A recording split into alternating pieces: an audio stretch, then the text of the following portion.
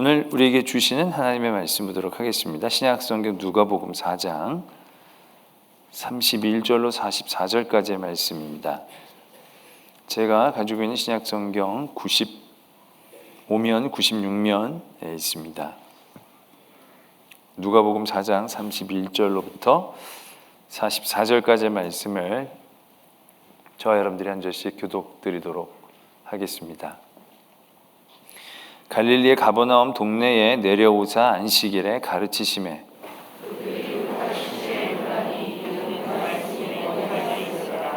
회당에 더러운 귀신 들린 사람이 있어 크게 소리질러 이르되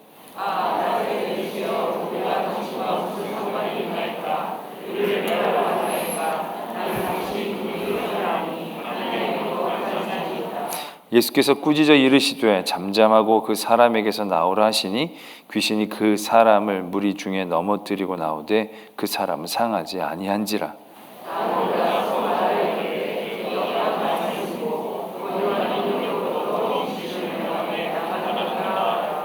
이에 예수의 소문이 그 근처 사방에 퍼지니라.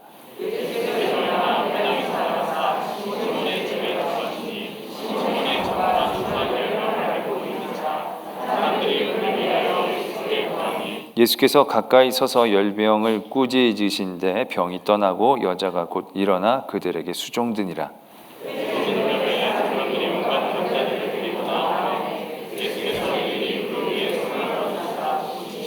여러 사람에게서 귀신들이 나가며 소리질러 이르되 당신은 하나님의 아들이니이다. 예수께서 꾸짖으사 그들이 말하면 허락하지 아니하시니 이는 자기를 그리스도인 줄 알미러라.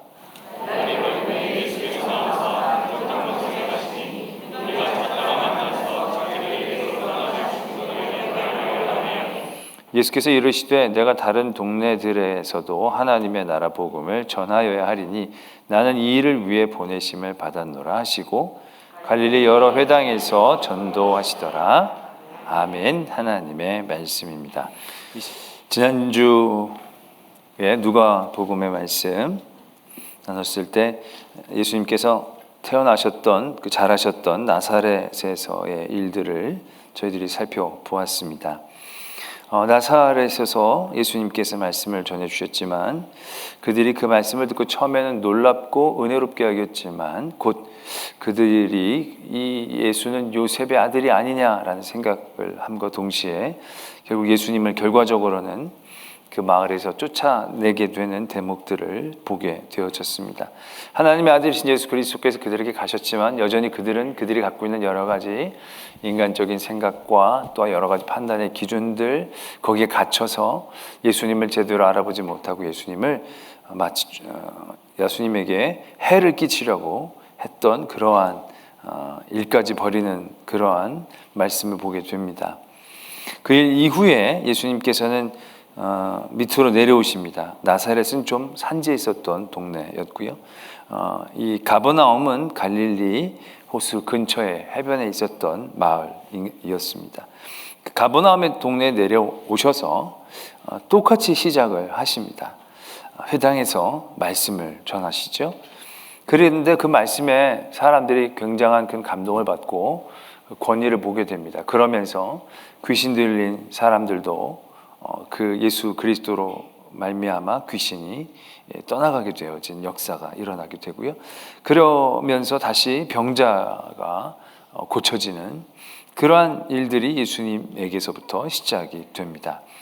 그래서 42절에서 보면 예수님께서 기도하시려고 한적한 곳에 가셨는데 그곳까지 무리들이 찾아옵니다.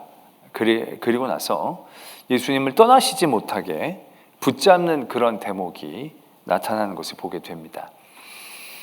나사렛과 가버나움이라는 동네 자체가 어떠한 사람들로 분포되어 있는지 그건 잘 알 수 없지만 분명한 것은 나사렛은 예수님이 똑같이 가버나움에서 시작했지만 결과적으로는 예수님에게 상해를 가하려고 했던 그러한 모습까지 나타나게 되었는데 반면에 가버나움의 동네에 있는 사람들은 오히려 예수님을 찾아가서 예수님이 자신들을 떠나가지 못하도록 이렇게 붙잡는 대단히 상반된 모습을 보이고 있는 것을 발견하게 됩니다. 어디에서부터 이러한 차이들이 나타나게 됐을까라는 것이죠. 물론 나사렛에서 예수님께서 귀신을 쫓아내시거나 병자를 고치시는 일들을 행하시지는 않았습니다. 가버나움에서는 많은 사람들이 고침을 받게 되죠. 시몬 베드로의 장모도 열병에서 고침을 받게 되고, 또 해질 무렵에 사람들이 온갖 병자들을 데리고 예수님께로 데려왔을 때 그들의 병을 이제 고쳐주시는 그러한 기적과 이적들이 일어났기 때문에 그들에게 있어서는 분명히 그러한 태도의 차이들이 나타났다라고 생각할 수도 있을 것입니다. 그런데 단순히 기적과 이적에 대한 문제일까라는 것이죠. 그 시작은 솔직히 거기서부터 시작한 것은 아니다라는 얘기입니다. 나사렛에서는 회당에서 똑같이 예수님의 말씀이 선포가 됩니다. 예수님의 말씀을 듣고 그들이 은혜로운 말에 놀랍니다. 근데 그 은혜로운 말씀 가운데 놀랐으면 그 은혜로운 말씀 가운데 더 깊은 관심을 가지고 거기에 더 집중하면서 예수님에게 더 많은 것들을 배우고자 알고자 하는 그러한 열망들이 그들에게 이루어졌었더라면 그들에게도 다른 결과들이 나타날 수 있었을 것입니다. 그런데 그들은 그 말씀을 듣고 되게 은혜롭네, 되게 찔리긴 하네. 그렇지만 그런 가운데 금방 이 요셉의 아들이 아니야.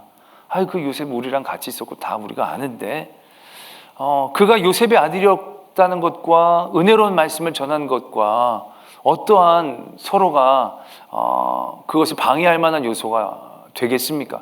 요셉의 아들은 아들인 거죠. 근데 요셉의 아들이란 자체가 우리 동네에서 그렇게 인정을 받지 못한, 내가 그렇게 높여지지 않았던, 그들 스스로가 생각했던 세상적인 많은 가치관과 생각 가운데 그들 스스로를 가둬버리면서 예수님의 은혜로운 말씀을 오히려 잘 인정하지 못하고 그 말씀 가운데 나중에 더 그들을 아프게 하는 말씀을 예수님이 전해주시니까 그 말씀이 그들에게 향한 공격인 것처럼 받아들이면서 그들을 깨우치고 회개하고 다시금 바르게 세우고자 하시는 예수님의 말씀이 그들에겐 자신을 공격하고 해하려는 말씀처럼 이해되어져서 예수 그리스도를 낭떠러지에서 밀쳐내려고 하는 그러한 마음까지 그들이 행하게 했다는 것이죠. 어떻게 보면 예수님이 말밖에 한 게 없는데 이들이 예수님을 죽이려고 했다는 것 자체가 보면 예수 그리스도께서 베푸신 이적에 대해 사람들이 반응한 것보다도 더 정상적이지 않은 태도처럼 우리가 이해할 수 있다는 것이죠. 단순한 기적과 이적이 있었더라면 나사렛에서도 예수님이 병자를 고치시고 귀신을 쫓아내셨더라면 다른 어떠한 결과들을 만들어낼 수 있지 않았을까라고 우리는 쉽게 생각할 수 있죠. 우리들도 그렇지 않습니까? 우리들의 믿음이 부족했을 때 늘 그런 걸 바라지 않습니까? 이적을 바라지 않습니까? 초자연적인 현상들을 바라고 또 우리들의 기도의 제목들이 굉장히 세상적으로는 가능성이 굉장히 없는 가운데에서 하나님께서 내 기도의 제목을 들어주시면 하나님 살아계신 줄 믿고 의지하고 분명히 그러한 사건들이 우리들의 믿음에 있어서 굉장히 도움이 되는 역할들을 하는 건 사실일 것입니다. 그런데 그런 믿음의 사건들이 그 믿음을 아주 굳건하게 다져주느냐, 그건 지난해 놓고 봐야 아는 이야기라는 것을 깨닫게 됩니다. 제가 젊은 아이들을 한동안 오랫동안 10몇 년 동안 맡아서 했었습니다. 그 이전 교회 중고등 때부터 대학 청년까지. 그 아이들 중에 보면 믿음이 중간중간에 굉장히 좋아지는 아이들이 있습니다. 근데 그 아이들이 그런 믿음이 좋아지는 때는 어떤 때냐면 정말 신비한 경험들을 그들이 하면서 말하자면 그러한 사건들을 통해서 믿음이 더 굳건하게 다져지는 그러한 결과들을 바라보게 되는 거죠. 근데 그런 아이들의 믿음이요 그렇게 오래 가는 게 아니다라는 사실들을 깨닫습니다. 길어야 반년, 1년 정도입니다. 어떤 아이는 이런 아이가 있었습니다. 갑자기 믿음이 좀 왜 그랬냐 그랬더니 자기가 시험 바로 전날이었는데 자기가 공부를 너무 안 했다라는 겁니다. 그래서 완전 시험 포기하고 이 성점 나쁘면 정말 곤란한데도 불구하고 하나님 앞에 내가 내일 시험을 잘 보게 해주시거나 시험이 연기가 되면 진짜 하나님 열심히 잘 믿겠습니다. 그랬다는 거예요. 근데 그 다음날 시험을 치러 갔더니 시험이 휴강이 된 거예요. 왜냐하면 그 학교에 무슨 운동부가 결승에 올라간 거예요. 그래서 모두 다 응원하러 간다고 시험이 연기된다고 공고가 떴다는 거예요. 이거 얼마나 막 소름이 끼치겠습니까? 얼마나 소름이 끼치겠어요. 그리고 그다음부터 열심히 믿더라고요. 근데 반년 못 가더라고요. 그다음부터는 다시 종종처럼 이 병에서만 낫게 해주시면 하나님 열심히 믿겠습니다 해서 병 나은 분들이 적지 않습니다. 근데 그래가지고 믿음을 얻은 분들이요, 그 기적적인 사건 그 하나의 힘만으로 그들의 믿음들이 꾸준하게 끝까지 지탱하고 나가느냐, 그런 경우들이 굉장히 많지 않다는 겁니다. 오히려 믿음이 다져지는 경우들은요, 그런 기적들이 이루어지는 경험들이 쌓여져 있는 사람들에서부터 시작하는 게 아니고요, 어떤 분들은 대단히 어려운 일들이 계속되는 거예요. 어려운 일들이 계속되면서도 근근히 이겨나가는 거예요. 그러면서 그 일들이 기적적으로 해결되지 않습니다. 그런데 그 일들이 근근히 버텨나가면서 결국 그러한 이 내력들이 다져지면서 다시금 회복되어지는 친구들이 정말로 끝까지 진짜 선교사로도 헌신하고 사모가 되기도 하고, 그러면서 믿음이 오래가는 것들을 보게 된다는 거죠. 우리가 우리의 믿음이 어떤 그런 기적적인 여러 가지 사건과 현상들을 통해서 더욱더 다져지고 커나갈 것 같아서 그런 일들을 바라지만, 정말로 믿음을 굳건하게 다지는 가장 핵심적인 요소는 그런 기적과 이적에 대한 부분이 아니고요, 결국은 말씀이라는 거죠. 아까도 제가 힘들고 어려운 일들을 근근히 이겨낸 아이들이 나중에 굉장히 믿음으로 굳건해지는 것을 경험하게 되어진다고 말씀을 드렸는데, 그 안에 결국 어떤 일들이 있느냐 하면 그 아이들이 힘들고 어려울 때 붙잡을 게 말씀밖에 없거든요. 왜냐하면 아주 그냥 주변의 상황들을 의지할 게 없으니까 말씀만 붙잡고 근근히 하루하루 버티듯이 이겨내 나간다는 거죠. 그렇게 조금씩 나면 아주 드라마틱하게 그들의 삶이 좋아지지는 않습니다. 그러나 그런 일들을 통해서 그들이 붙잡았던 말씀들이요, 그들의 삶을 아주 강건하게 다져놓게 되어지는 일들을 경험하게 되는 거죠. 기적적인 사건을 경험한 분들은요, 기쁘고 즐겁습니다. 그리고 그 열기에 따라 막 열심히 하지만 그런 일들을 통해서 더 말씀으로 다져지는 일들을 소홀히 하는 경우들이 적지 않은 거죠. 그런 기적이 있으니까 나에게. 그러나 그런 기적이 아무리 많아도 그것이 믿음을 붙잡아 줄 수 있는데 결정적인 건 아닌 거죠. 우리가 가장 성경적인 예를 광야에서 이스라엘 민족으로 들 수 있지 않습니까? 그 민족이 가데스 바네아 땅까지 가는데 1년 정도 걸렸습니다. 처음에 가나안 땅 입구까지 간 거죠.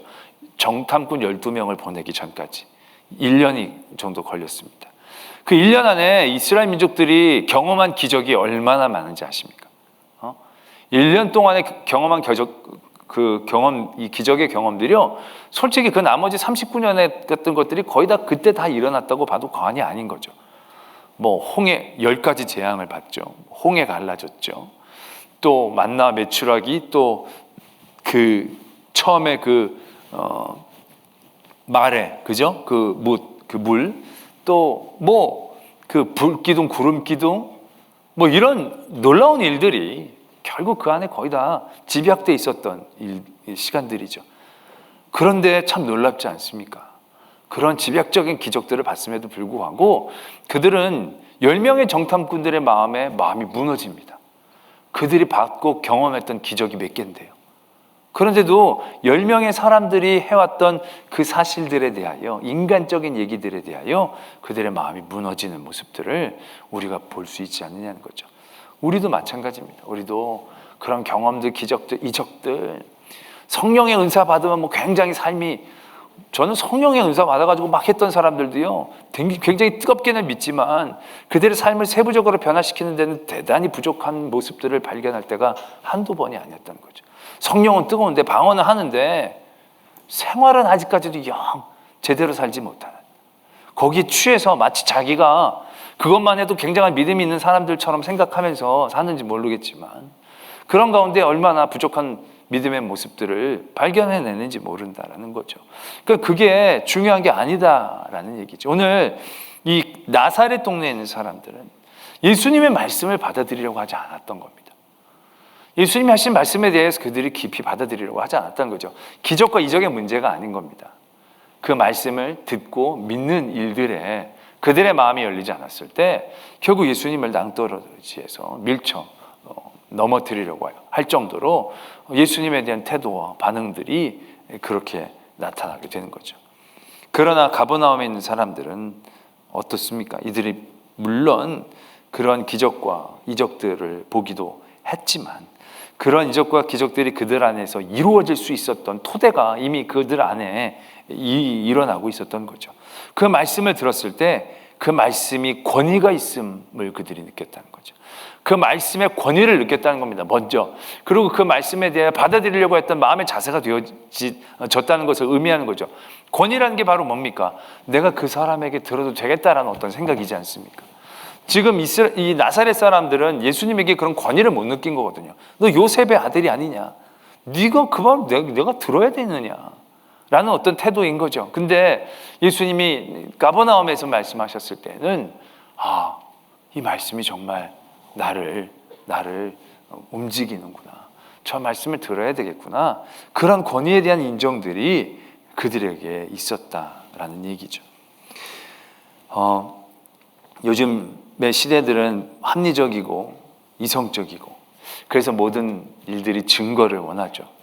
근데 믿음은 증거로부터 시작하는 게 아니라 믿음에서부터 시작하는 거죠. 그 말씀을 우리가 얼마나 받아들이려고 내가 하나님 앞에 얼마나 열려져 있느냐, 순종하고 있느냐, 영적으로 민감한 상태를 유지하고 있느냐, 솔직히 그게 중요한 거죠. 그러한 일들을 보았을 때 거기서 증거를 얻게 되는 거죠. 증거가 중요한 게 아니라 우리 안에 예수 그리스도를 향한 마음이 먼저 중요하다는 사실들을 오늘 나사렛과 가버나움을 통해서 우리가 찾아낼 수 있는 그런 요소이다라는 얘기죠. 지금 우리도 마찬가지이죠. 우리도 예수님을 믿는다라고 하지만 예수님이 하나님께서 여러 가지 부유하신 방법으로 우리들에게 주시려고 하는 일들 가운데 우리가 얼마나 영적으로 민감해지려고 준비되어 있느냐라는 얘기죠. 그 말씀 가운데 우리가 얼마나 부딪히려고 노력하고 말씀 가운데 순종하려고 노력하고 말씀을 들으려고 애를 쓰고 있느냐라는 얘기죠. 지난주에 주일에 말씀을 드렸듯이 초대교회 그렇게 믿음이 좋은 정말 한 사람 한 사람 진짜 일당백의 용사와 같은 교회였던 것 같았던 그곳에서도 아나니아와 삽비라 같은 사람이 생긴 거예요. 왜? 아나니아와 삽비라 같은 사람들 자기도 꽤 괜찮은 교인인 것처럼 생각하고 착각하고 스스로의 부족함을 인정하지 않으려고 했을 때 그들은 그 말씀에 대한 민감함들을 잃어버린 거죠. 자기가 하나님 앞에서의 기준들을 상실한 거죠. 그래서 자기가 드리는 이런 행위다 사도들 앞에서 어떤 일들을 행할 때 그들의 마음가짐들을 철저히 하나님 기준이 아니라 자기의 생각대로 나아가면서 마치 의인이랑 떳떳한 척 나가게 되어지는 그런 치명적인 위험들을 저희들이 지난주에 나누지 않았습니까? 바로 그러한 차이 안에서 우리도 여전히 나사렛 사람들과 같은 그런 모습들 하나님이 솔직히 아이를 통해서도 우리들에게 말씀해 주실 수 있지 않습니까? 하나님이 내 원수를 통해서도 나에게 나를 깨우쳐 주실 수 있지 않겠습니까?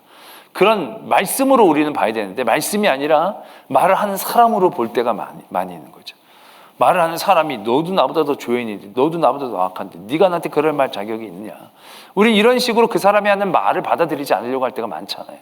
내가 아픈데도 내가 아픈 말을 내가 아프게 안 하려고 말한 그 사람의 문제로 돌리면서 나에게는 상관없는 것처럼 스스로 위안하고 스스로 최면할 때 많이 있지 않느냐는 거죠.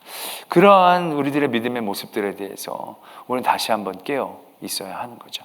우리가 나사렛 사람이냐 가버나움 사람이냐. 기적과 이적의 차이는 아닌 거죠. 기적과 이적은 결국 그러한 마음이 있는 그 다음부터 우리가 누릴 수 있는 일들인 거죠. 우리가 그러한 마음을 가지고 하나님 앞에 나아갔을 때 그 다음부터는 일상이 기적이 될 수 있는 거죠. 평범이 모두가 기적이 되는 거고 우리가 누리는 모든 것들이 정말로 하늘을 두루마리 삼고 바다를 먹물 삼아도 다 적을 수 없는 하나님의 은혜와 감사의 제목으로 고백해낼 수 있는 일들이 그런 다음에 우리에게 이루어지는 거죠. 이 나사렛 사람과 같은 마음으로는요 홍해가 갈라져도 그것이 그들에게 그렇게 큰 도움이 되지 않을 거예요.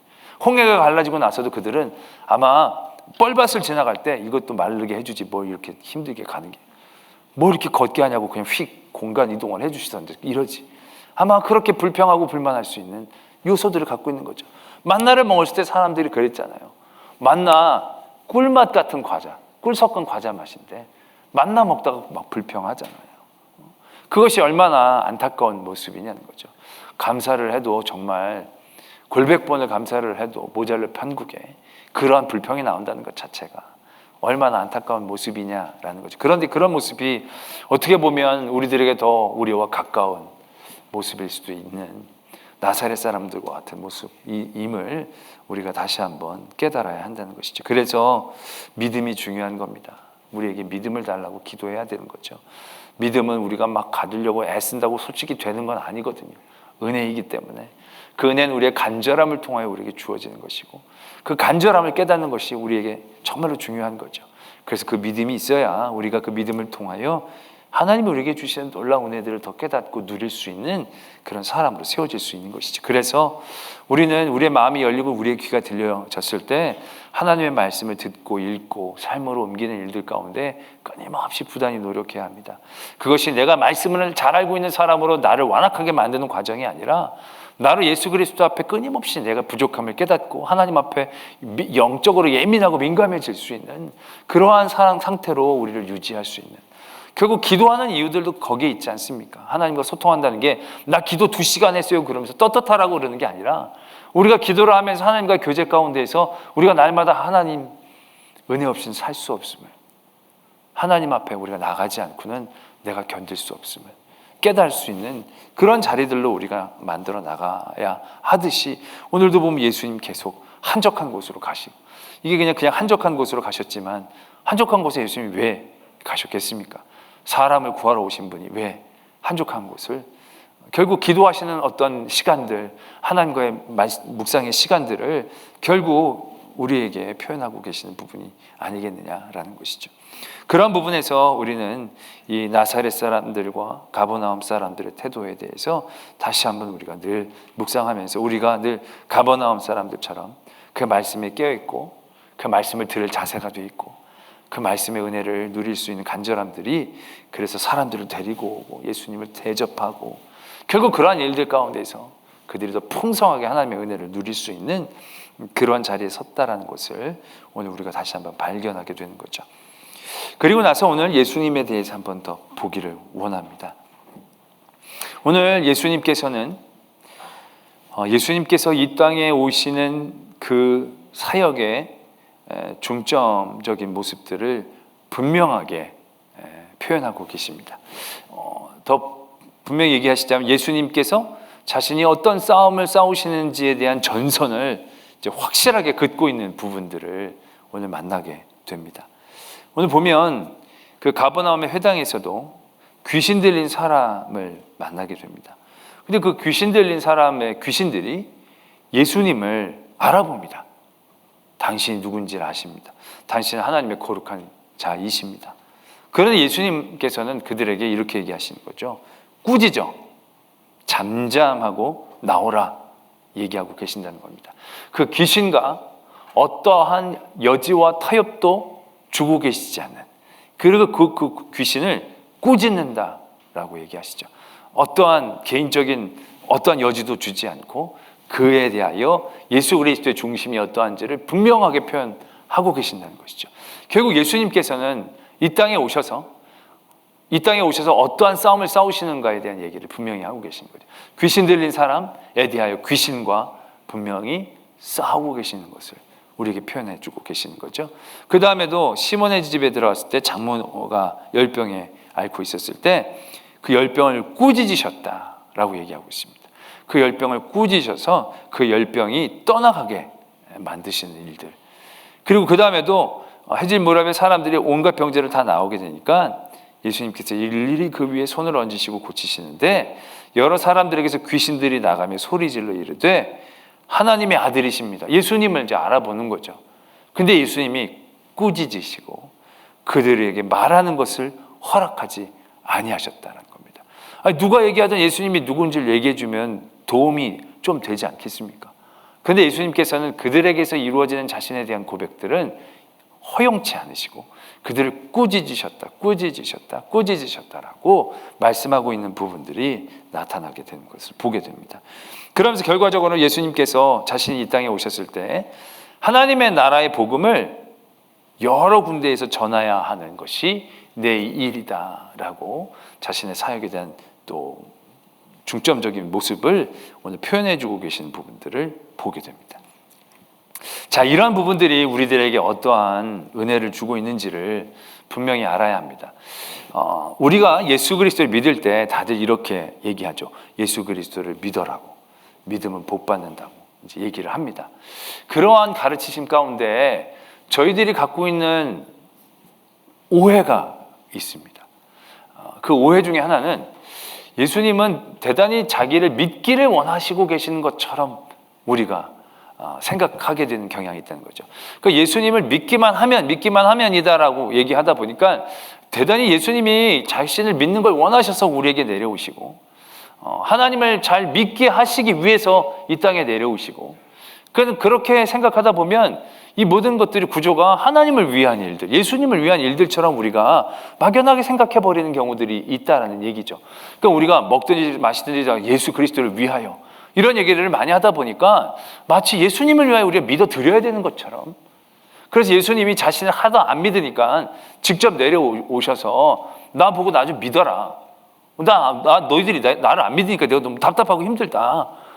그래서 우리의 믿음이, 우리의 사랑이 없어서 대단히 굶주리신 것처럼 우리가 오해하는 경우들을 만들어내게 된다는 거죠. 그래서 우리에 대한 예수 그리스도의 위함이란 모든 것들이 대단히 우리들에게는 말하자면 대가적이고 손해적인, 예수님 이 땅에 오셨으니까 당연히 우리 희생해야 돼, 헌신해야 돼, 힘들고 어렵지만 해야 돼. 왜? 하라고 하시니까. 우리는 그렇게 예수님의 이 땅에 오시는 것에 대한 핵심들을 우리의 고혈을 원하셔서, 우리의 땀을, 우리의 눈물을 원하셔서, 뭐 이렇게 극단적으로까지는 않지만 암암리 우리들의 생각들이 예수 그리스도를 위하여 산다는 삶을 산다라고 했을 때 대단히 그것이 우리들에게 짐과 같은, 십자가와 같은 느낌을 가지고 우리가 그 일들을 받아들이고 이해하려는 경향성들을 보일 때가 간혹가다 있다는 얘기죠. 예수님이, 우리가 예수님을 믿는 게 예수님에게 얼마나 필요해서 예수님이 우리를 믿으라고 이렇게 애쓰시면서 오셨겠습니까? 우리가 예수님 안 믿는 게 너무 얼마나 화가 나셔가지고 답답하셔가지고 이 땅에 내려오신 것이겠습니까? 우리가 안 믿어도 돼요. 예수님도 그렇게 말씀하시잖아요. 사람들이 막 예수님 그 종려주일을 찬양하니까 저 하지 못하게 하라고 그랬더니 저 사람 안 해도 돌들이라도 하나님을 찬양한다고. 하나님은 스스로 영광 받으시는 분이시지 않습니까? 하나님에게 우리가 필요한 이유는 일도 없습니다. 하나님이 우리가 없어서 답답한 일들은요, 일도 없는 겁니다. 그런데 하나님이 마치 우리들을 필요하는 이유가 있는 것이냐, 우리들이 대단히 하나님을 생각하고 예수님을 위해서 사는 것이냐 생각하게 되어지는 거죠.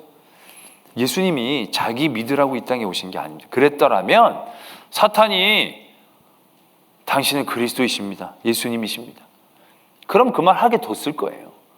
그거 하고 당기면서 사람들이 나 좀 알게 해라고 분명히 그렇게 두셨을 거예요. 근데 예수님은 그 영적인 존재들에게서 그런 증언이 되어진다는 것이 자기를 믿게 하는데 굉장히 적지 않은 도움이 될 법함에도 불구하고 그런 일들에 대해서는 단호하게 선을 긋고 계신 거죠. 왜요? 예수님의 목적이 바로 그거거든요. 악을 이기시기 위해서 오신 거거든요. 죄에 사로잡혀 있고 모든 악한 권세에 매여 있는 우리들을 구원해 주시기 위해 이 땅에 오신 거거든요. 그래서 예수님은 이 땅에서 오셔서 홀로 악한 권세와 싸우실 수 있는 유일한 분이 되시는 거죠. 우리는 악과 싸울 수 있는 능력도 자격도 없습니다. 악의 권세에 매여서 이리저리 끌려다닐 수밖에 없는 포로 같은 사람들이었습니다. 그 악에 싸울 수 있는 분은 예수 그리스도 한 분밖에 없으셨던 거죠. 그 예수님이 오셔서 어떠한 사역을 위해서 오셨는지에 대한 전선을 분명하게 긋고 계시는 거죠. 내가 예수님이다, 내가 하나님의 아들이다, 이거 선전하고 알리고 믿게 하려고 오신 게 절대 아니란 겁니다. 이걸 알아주는 건 중요하지 않습니다. 예수님에게는 그 악한 세력들을 우리에게서 떠나가게 해주시는 것, 악을 꾸짖어 우리로 자유케 하시고자 하시는 것, 그것이 예수 그리스도의 사역의 핵심인 것이고 하나님 나라의 복음의 핵심인 것을 오늘 이 사역을 통해서 우리들에게 분명하게 이야기하고 계신다는 것이죠.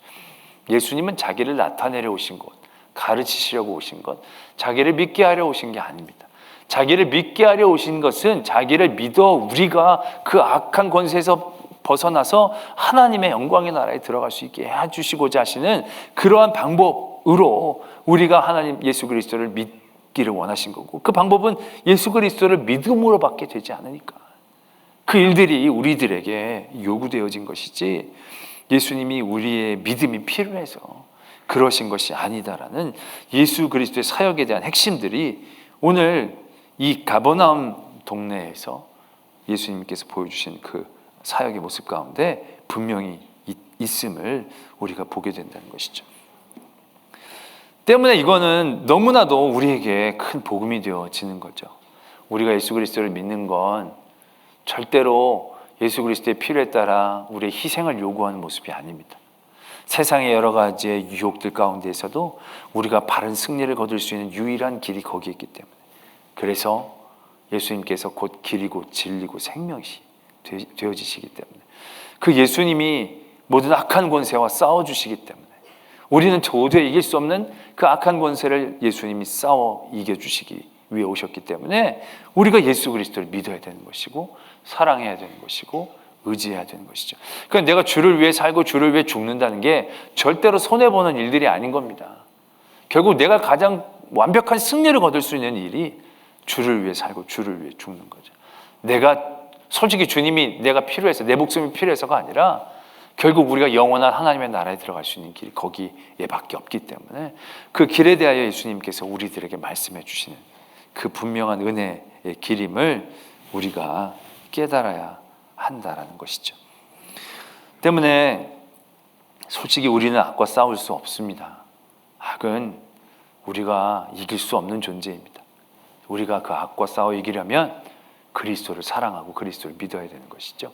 그리고 그리스도에게 집중할 때 주님께서 우리 대신 싸워주시고 이겨주시는 거죠.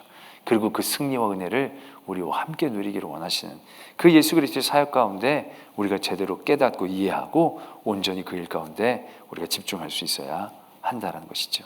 그러한 예수 그리스도를 향한 믿음, 우리 안에 그것이 믿음이 우리의 승리의 기쁨이고 그것이 승리의 힘이고 우리의 귀한 복된 자리이다라는 것을 우리가 깨닫게 되어지기를 원합니다. 그래서 예수님을 믿는 게 막 십자가를 짊어지고 가는 사람 과정처럼 생각하지만 그건 승리를 위한 과정입니다.